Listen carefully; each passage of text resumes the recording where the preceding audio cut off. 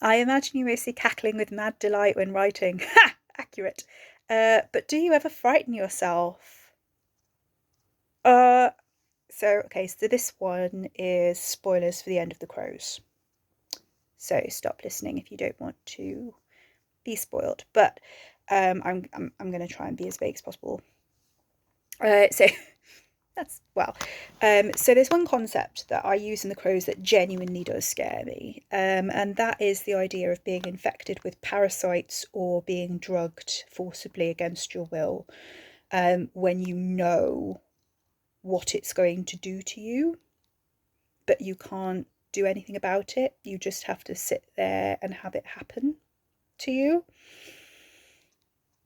Especially if it's like anything to do with your brain and your cognitive faculties, and you have to experience the loss of those in real time kind of thing, like, and you know what's happening, and there's nothing you can do about it. So there's a horror story that I read once. Well, I didn't read it.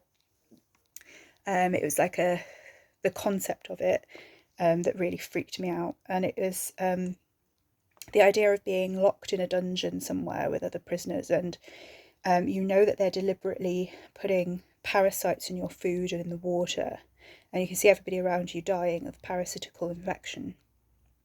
So you're there. I think it's more horrifying because it was written in second person. So you're there sort of straining the water that they give you with dirty cloth or whatever it is you have on you, and picking through your food and trying to figure out if you know, if you're safe to eat it, and you're half starving.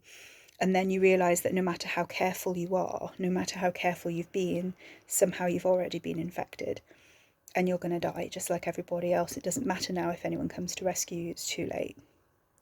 And it's just that slow horror of that concept. And I read that, or it must have been quite a young teen, and that's just stuck with me as something that's genuinely quite frightening and horrifying. So I did that a little bit at the end of The Crows, and I did it to Ricky because I think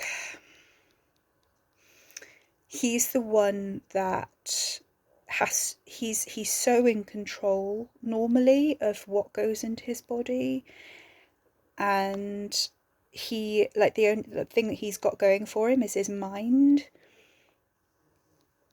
and to see him kind of being reduced, I guess, to having no control after, which is kind of in the context, it's kind of a good thing. Well, not a good thing, but it's kind of like his comeuppance, I guess, in a way, in context.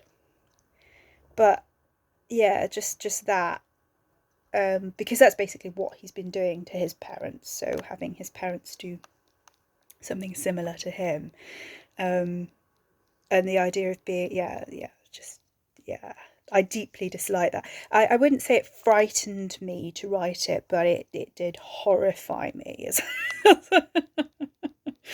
because that's one thing that does genuinely bother me a lot. Yeah. Great questions, guys.